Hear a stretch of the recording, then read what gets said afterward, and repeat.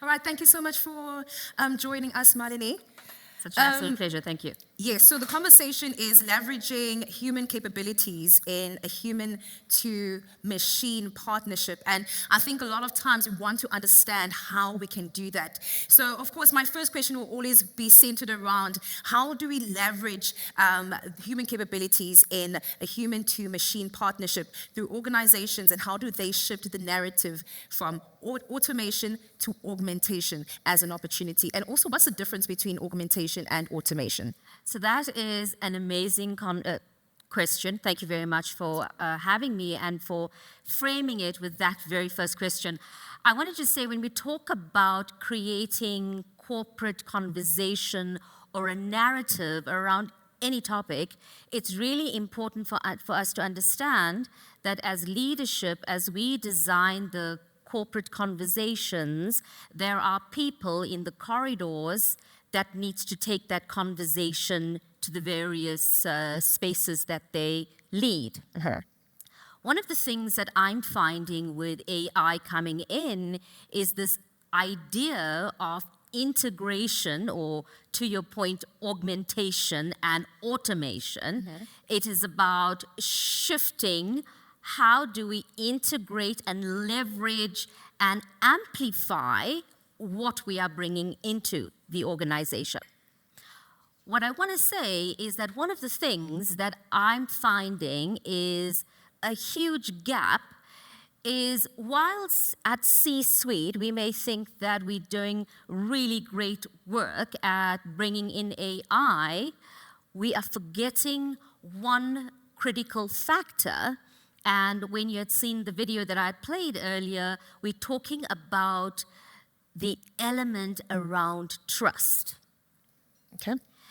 And what I want to focus this discussion on through your questioning is around how do we rebuild trust inside of our organizations, because bringing in AI, there is very real fear. Yeah. And this idea of automation, augmentation, we should also recognize that people are fearful of what happens to their role. Exactly. Who is being impacted by the deployment of AI.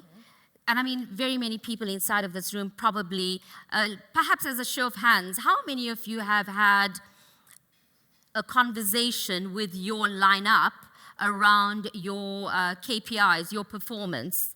And as you sat in front of your lineup, they had all the data about you before you sat there. Anybody?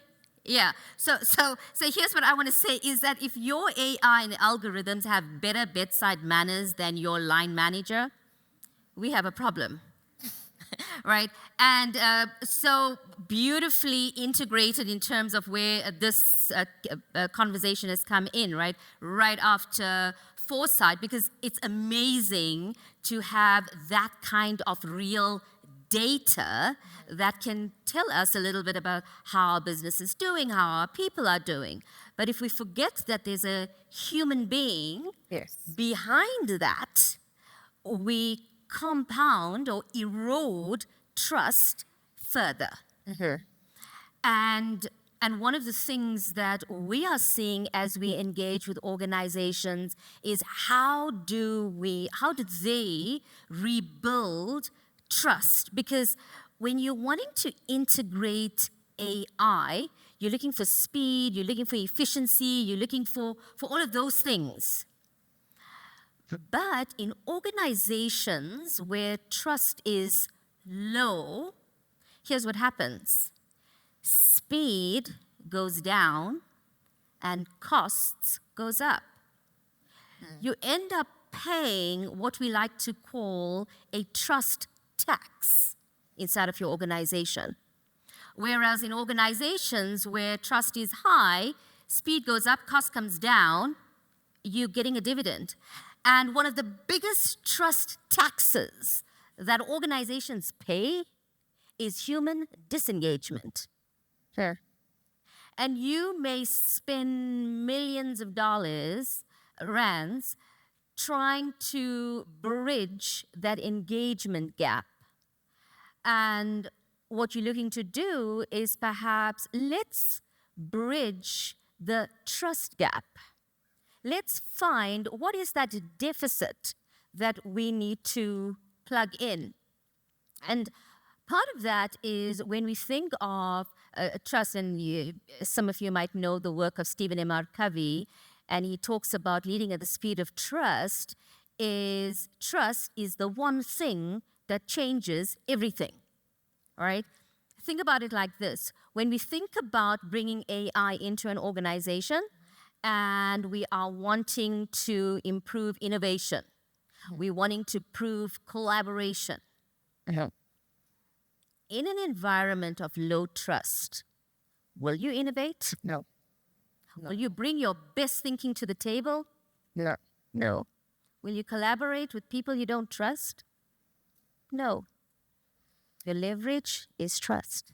I like that. I like the fact that you're actually speaking on something that AI can't do, is actually build that kind of trust. And speaking of which, you mentioned that people have the fear of AI taking over, and I think that is a worldwide conversation, especially with regards to AI. So now people are now starting to think, what are the unique human capabilities that are most valuable as AI increases?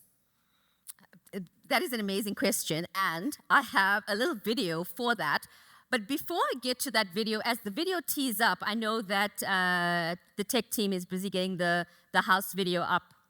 But before you hit play, I want you, as this video plays, to look for unique human skills such as flexibility, empathy, adaptability, listening. AI cannot do that. So, with that, please why don't you just push that video just for you to see what the gap is between what humans do and machines don't. Are we ready? No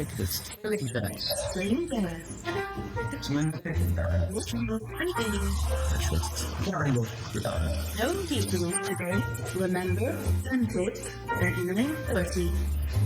Fire dog door country. That means we're gonna do one here. Alright.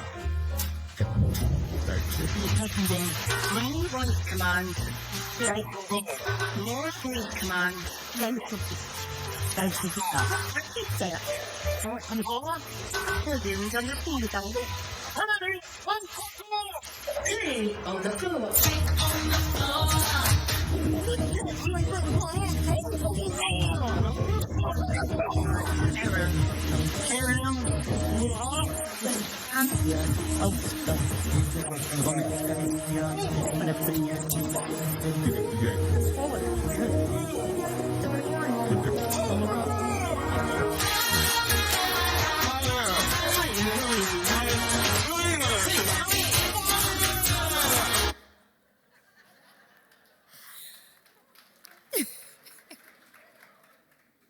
Did you see flexibility there?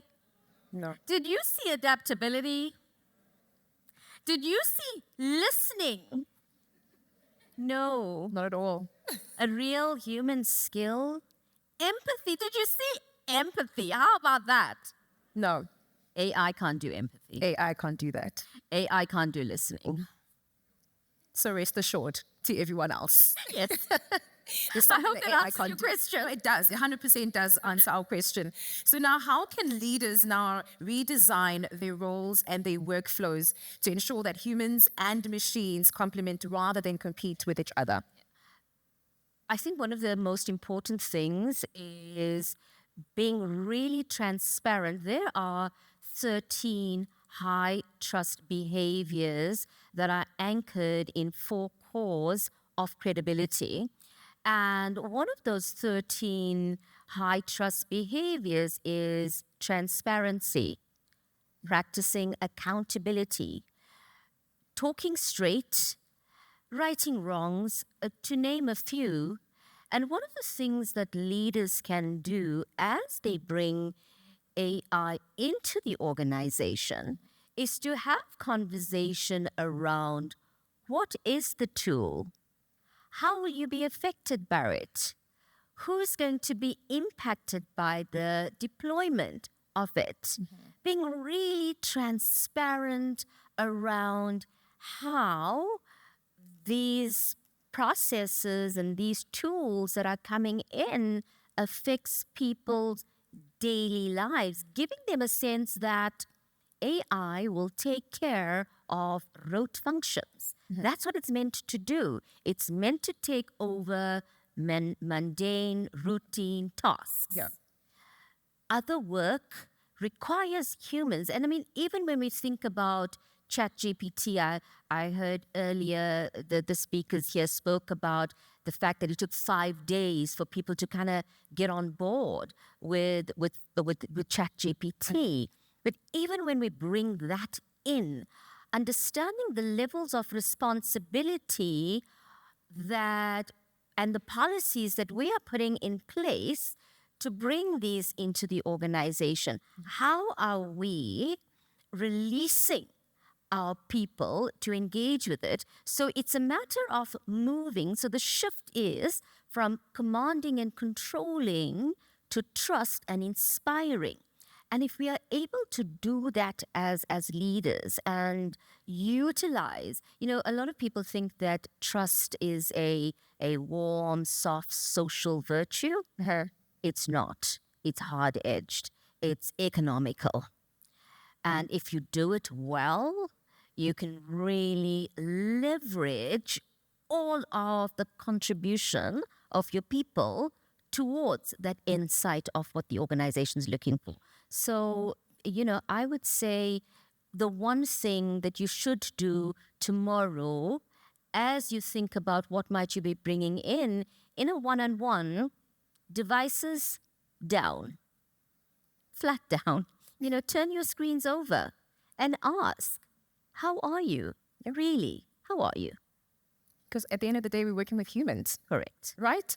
So now we've spoken about how leaders can actually help their employees. So now from an employee point of view, how can employees now change their mindset as this workflow now comes in with AI or restructuring comes in with AI? So how can their mindset be changed with this new change?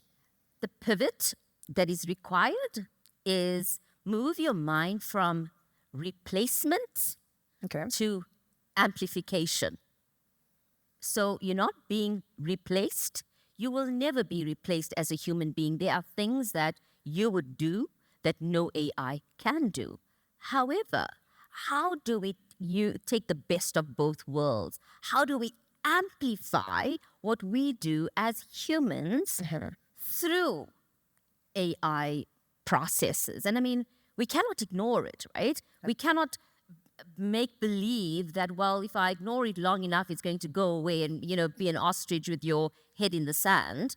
It's there, but how do we embrace it, amplify what it has to offer so that organizations can, really benefit from that? So just tagging along on that question. So if there's an employee, I'm just thinking probably someone watching online, there's an employee who's like, okay, there's a restructuring that's happening and chances are I am going to be taken out, right? How do I then set myself apart, whether I'm staying in the organization or moving to a new organization, so that I can still be able to get a job even in that space where AI could be taking over? Yeah, and I think it really is about rethinking your skills and value that you bring to a role. A lot of people, and it might be a mindset thing, I don't know, when you get employed, you kind of look at the JD and you think, okay, this is what I'm supposed to produce, as opposed to thinking, okay, when I got this role, this is what it looked like. How do I expand that and project your mind forward to what could it look like? Anticipate the next. A critical skill in order for you to be ready for the future is anticipate what might the next wave look like, and how do I prepare towards that? You know, I always talk about building two kind of currencies in your role, any role, whether you're an individual contributor or you're a leader of others, leader of teams, leader of enterprise. The two currencies that you build inside of organizations is performance currency and relationship currency. Because when you think about as things shift and, who's going to be on the chopping block, if you have not produced the goods, nobody's going to vouch for you. Sure. If you don't have great relationships, you don't have somebody at the table to talk about you. But it has to be a near perfect balance of character and competence. You can't be a good person and not produce results. That's true. You also can't just be all about results and ignore people. It really is around balancing people and performance. So it is soft on people, hard on results. 100%. And if you have that kind of mindset in any change, any kind of wave, someone's going to vouch for you. 100%. No, I thank you for that, because I'm sure that could have been a question that someone might have had, probably even going through that particular situation right now. So now, how can data and AI be used ethically to enhance human judgment without eroding autonomy, trust that you've spoken about, as well as accountability? So when we talk about data, we need to know what the feeders are towards that data, right? Because one of the things that I think, and Foresight mentioned that around collecting credible data. I think that when we think about the data that we have as HR practitioners, and we're looking at the data, we need to recognize that there's a person at the back of that where that data might have come from. Let me give you an example. Large logistics firm deployed AI for performance management. The system flagged an individual for unusual low performance on key KPIs in that quarter. Fortunately, an HR practitioner found that and realized that there's some sort of anomaly with this particular individual. As they looked at the data, said, actually, the reason why we've got this kind of data is this individual is on maternity leave for the last 4 months. Oh, hectic. And can I tell you that individual was flagged for performance conversation and ultimate exit because an entire quarter of non-production. Now, therein is where data and humans have to talk to each other. Imagine if for a moment it was just dependent on that data and this individual was on maternity leave. Suddenly comes like, I'm sorry, you have not produced the goods. She's just had a baby. Like, talk about production, guys. Really? High level production. Yeah. So, real example. Thank you very much for that, because I think in one of the conversations it was said about data having to be analyzed well. So imagine if someone that didn't want to analyze or just said, okay, AI is going to analyze, us, right? Yeah, AI is going to give us this, and then therefore this is the decision we take. So that would be absolutely horrific for the person. But just closing in, how can organizations now build cultures that celebrate the strengths of both the people as well as technology as co-creators of value? So to answer that question, we have a really great video. I love your videos. I absolutely love your videos. Thank you. So as you view this video, there are 3 shifts that HR practitioners need to be looking at. How are you architecting that combination of humans and AI? And, what is your new role? What does it look like? How do you architect a kind of culture where AI integration and deployment recognizes that there's humans behind that? So the last closing video that we have, and in this video there are 3 things that you must do, so take note of it. And I was given a really, really short time, so I thought all of the things that I would have said in a powerful presentation, we'll do it in a video, so you'll still get the great value. So we can tee up the last video. Next. Didn't. Yeah.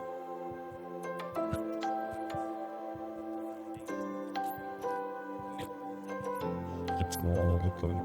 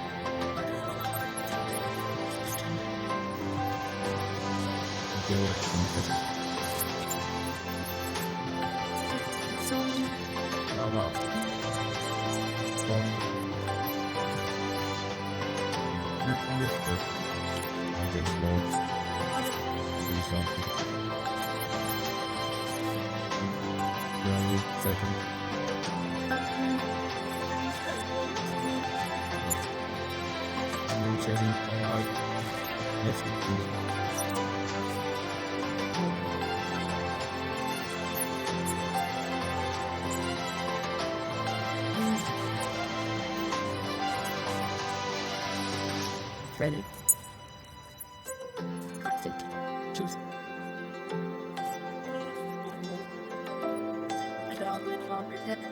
And the whole. Now like that.